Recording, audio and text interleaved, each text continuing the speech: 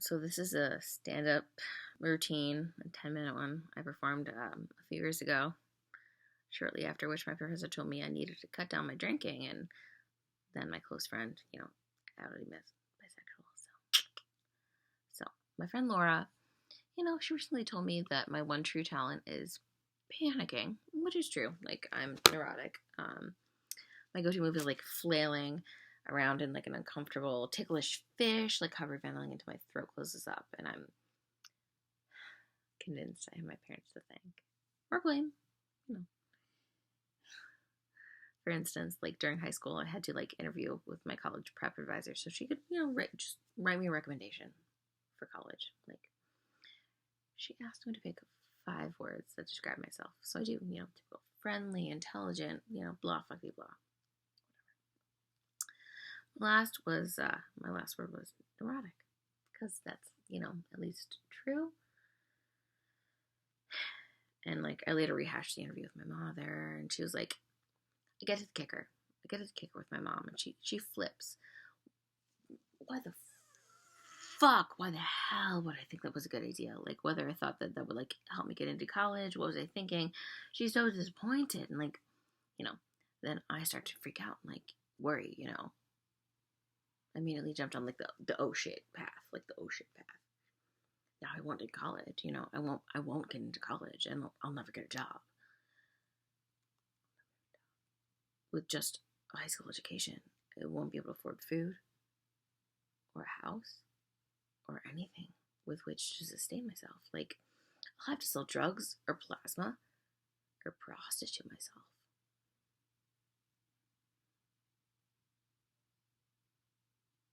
I'll die alone in an alleyway, in a mugging gone awry after I bleed out in a dumpster. Once I'm dead, dogs will eat my corpse. They'll eat my corpse. They'll never live up to my potential, and dogs will eat my corpse. And that's when I find myself curled up in a dark corner of my closet, like eyes like amphetamine wide, like madly like eating my hair, just like hitting my head on the wall until I eventually pass out.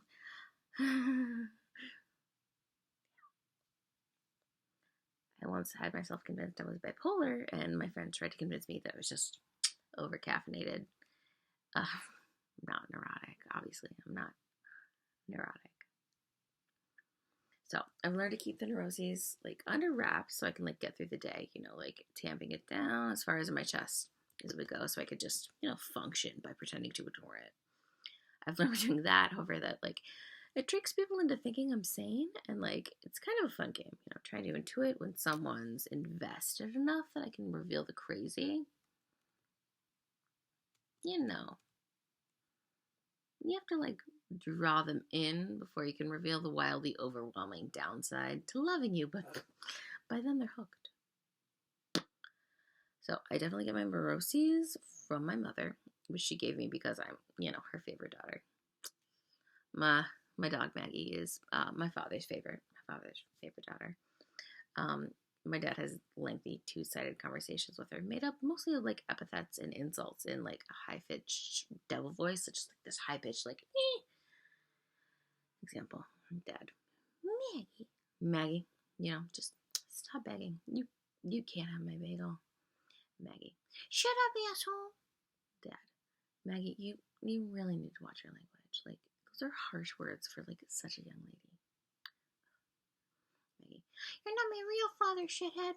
I don't have to listen to you. My dad, Maggie, that is inappropriate. I don't even know you anymore. Maggie, you never knew me, douchebag. Nuh-uh.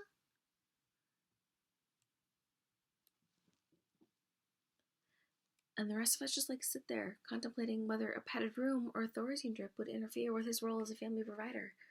Like, we once spent the better part of a day pulling out bushes and weeds all together as a family, meaning my father pelted me with dirt for 45 minutes. And then he went inside to drink a Diet Pepsi. That's all he did. Like, before he went, though, he threw just like a handful of sticks in my hair, just into my hair. And I said, I said, You know I hate you, right? And he said, I'm okay with it. It'll take you 10 years in therapy to work through all the bullshit with your mother. By the time you get to me, I'll be fucking dead.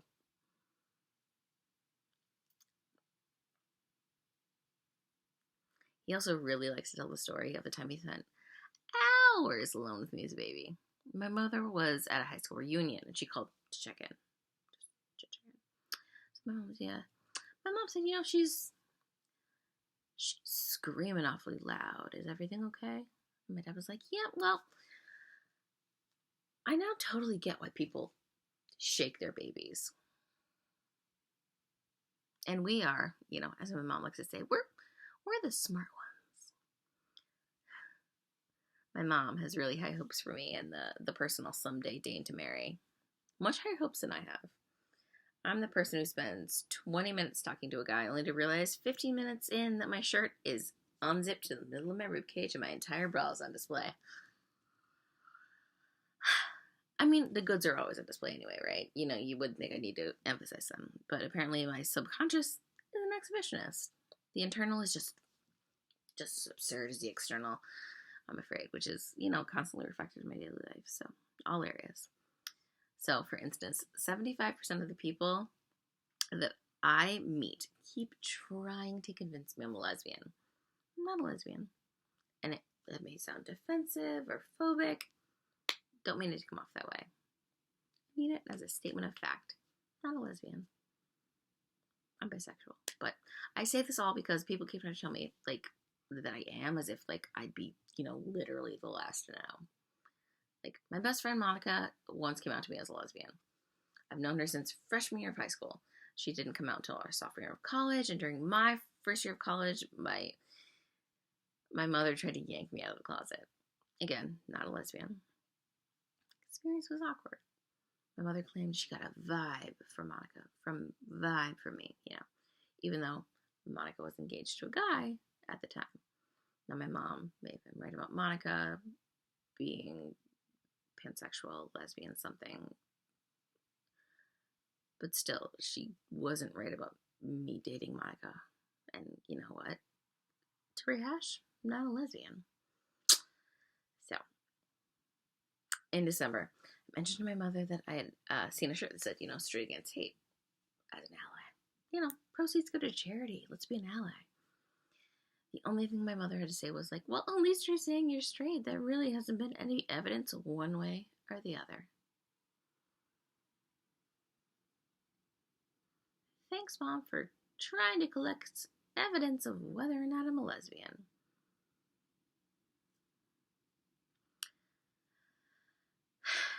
I reminded her of my ex-boyfriend, and her only response was an incredulous look and an insinuation that he's gay. Turns out he's gay.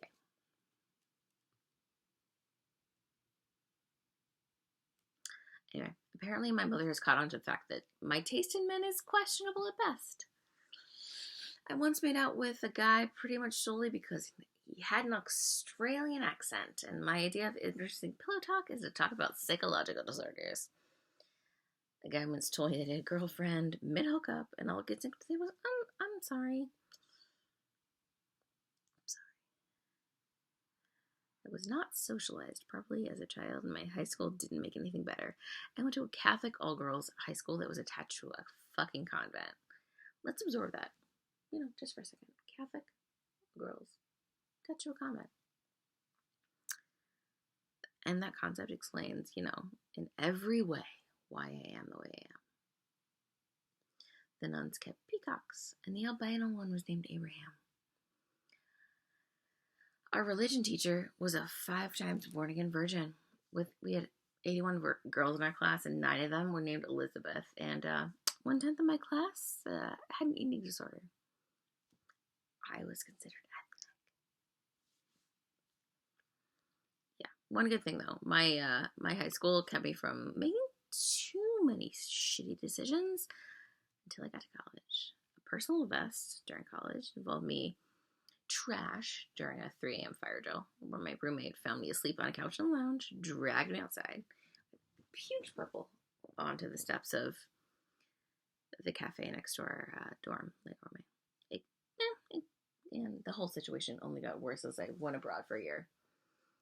The first time I blacked out, it was because my friends and I drank straight whiskey on a large rock in the North Sea. Nope. Mm-mm. The second time I blacked out, I woke up in a room next door to mine with a black eye, a busted finger, and the worst hangover I've ever had. Apparently, I fell out of a taxi and hit my eyebrow on the curb. And the evidence lasted 5 weeks, meaning longer than any romance I had in Scotland, which is where the North Sea is. The best ridiculous encounter was with a random acquaintance of mine named Sophia. No, not Sophia. Sophia, who I met at a bar. I commented that I liked her glasses, to which she said, "I like your face," grabbed me by the back of my neck, and vigorously just face raped me until I laughed.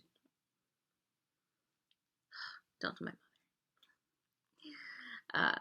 My friend Laura helped me escape from Sophia's clutches and then cheered me on by reciting dirty limericks about Jesus. Just cheering me up, cheer me up. Laura and I first bonded over a mutual pregnancy scare, wherein we offered to gut punch one another until we miscarried our unborn fetuses. And that kind of bond lasts a lifetime. I've definitely made an indelible mark on her life, as I was the first girl she ever made out with. Score one from me and another from my mom, right? Oops. Laura, for her part, is also pretty neurotic. When she came to the realization that she was in love with her boyfriend, now ex-boyfriend, she pointedly dropped the word love from her vocabulary. I say that in scare quotes because, love. Ugh. They hadn't been baby yet, whatever. That's normal. But it got super fucking awkward because she'd be like, I like this cake. This is my favorite cake. I like it so much. It's my favorite kind of cake. Yeah. I was her favorite cake eventually. But, she's factored into a few of my bad decisions. Though she was not with me when I contemplated suicide in the Schiphol airport. For the record, space cakes and air travel, world's shittiest combination. My air travel companion, Anna, good friend, history major, whatever, she thought we should eat a full space cake each before getting on the plane. But, we had only been in Amsterdam 2 days, and I was like, you know what, the plane ride back, we're not going to do a full space cake. No. I felt, half for each would be a better scenario. We had to leave Amsterdam and make it to Scotland in, one piece. No. So we each ate half a piece of a cake. We got our luggage from the hostel, then we went to the tram. Then we got on the train, then we went to the airport, and then we got through customs, and then we checked luggage, and then we went through airport security. I'm like, this is already, a horrific notion. Air travel is not easy. But then it was compounded by being really fucking high. I somehow set off the metal detector and I had to be patted down by a burly blonde woman who really seemed to like my breasts. And then given that our flight was an EasyJet booking, we found our gate wouldn't open for a full hour. So we sat on folding chairs well outside the gate area, high out of our fucking skulls. My jaw was clenched so hard I could hear my molars cracking, and I looked at the clock every 5 seconds. I was in such physical pain that I had to move my chair so that it didn't face the clock. My eyes were vibrating so hard and so fast that I couldn't read, and I just keep rubbing my palms on my jeans. The fact that I arrived safely in Scotland with my luggage without slitting my wrists and a gift shop, it genuinely amazes me. For the record, Anna doesn't remember getting off the tram. She basically woke up in St. Andrews and was bewildered and asked what country we were in. So clearly this means that in addition to being a complete idiot, I'm also a magician. So I'm not really as irresponsible as all these stories make me sound, but I'm basically the world's biggest goody-goody with an inferiority complex and crippling social anxiety, and my love life is laughable, but honestly it's not I've had winners to choose from.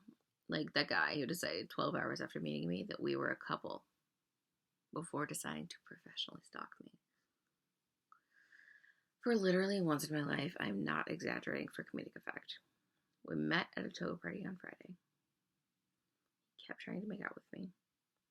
I had to duck and dodge out of the way. He landed a few really awkward pecks here and there, went for the neck. Before I told him I had an early morning and needed to head back to hall. I spent the Saturday on a trip around the Scottish Highlands, nursing a hangover and a lingering embarrassment about my actions, till Ian, who I had not given my number to, texted me with a, "Hey beautiful, hope you're having a good time in the Highlands. Let me know when you're back so we can grab dinner." WT fuck. Apparently, my friend Graham innocently handed over my phone number, not realizing Ian was a psychopath. He constantly texted me for the rest of the day until I reluctantly agreed to go to dinner just so he could get my back. Wear a floor-length leather trench coat, wouldn't stop talking about his mother, didn't in any way realize how creepy and boring he was. He kissed me goodnight on the forehead. Not terrible, but in context. And then told me he'd see me in the morning. I'd met him less than 24 hours before. He was nearly 3 years younger than me. And I already just wanted to shove him down the stairs. On Sunday, he followed me around hall, texted me whenever I wasn't in eyesight, and at one point, booped me on the nose. He booped me on the nose. By Monday, I'd had enough. I explained that I wasn't looking for a relationship, that I needed him to chill out. We should be friends. He said that was fine. I thought the drama was over. But no. Later Monday evening, he texted me saying he was bored and lonely, and what was I up to? Because of course he did. I said I was having a girls' night. He said, "Oh, have fun." 20 minutes later, my phone buzzes. Because of course it does. What am I up to? Ignoring you, asshole. That's what I'm fucking up to. 3 more text messages. I'm watching a movie in my room if you want to hang out. I'm just kind of lonely, I guess. And finally, I should back off, shouldn't I? To which he said, "Yes, please back off. I need you to back off." But of course, the story doesn't end there. No, of course not. The story does not end there. He continues his pattern of getting next to me, following me around, trying to hug me every few minutes. Like, really, I'm not that fucking appealing. I'm not that fucking appealing. Especially now that I've stopped making eye contact with you or acknowledging your experience in any way because I'm too fucking freaked out that you want to cut my face off and wear it like a goddamn hat. I stopped feeling any kind of compassion after what happened next. My friend Honing tells me that there's a piece of paper, pinned to my door. Just so, I go to investigate with her and the 2 other girls I've been chatting with. Safety, safety's sake. He tacked a note to my door frame with fucking push pins. The note begins, "Hey, just writing to see what the fuck is going on." Perfect opening line, psycho. Then, you really did nothing but ignore me and avoid talking to me. It's really fucking obvious. I mean, you and Laura are nothing but bitches towards me. Smooth. You really won me over now, sir. I've indeed been bested by this superior logic. But seriously, the mere notion of you touching me makes me want to shank you and spit in your corpse. So yeah, bitchy. Cheers. My absolute favorite part, and the part my friends would repeat ad nauseum for the rest of the year, is some fucking civility would be nice. I am a human, although you seem to ignore that fact. I mean, seriously, the only time you talk to me is when you're drunk, when you talk to basically anyone. You want to be friends, so be a fucking friend. Well, I'm really not sure the primitive society you're from, but my uncouth world, an attempt at civility is not usually coupled with so many incarnations of the word fucking, nor does it involve the recipient being called a bitch 5 times by the sender. Yeah, I fucking counted. He ended his beautiful missive with, "Please call, text, write, or God forbid, come talk to me." so I know whether or not I should even bother anymore. I don't believe this deserves a motherfucking response, you creepy ass misogynistic. My mother tells me I'm special, and the world owes me so much. Did I mention I'm still breastfed? Fucking psychopath. I think I showed a lot of restraint by not killing him, but, could have just told him I'm lesbian.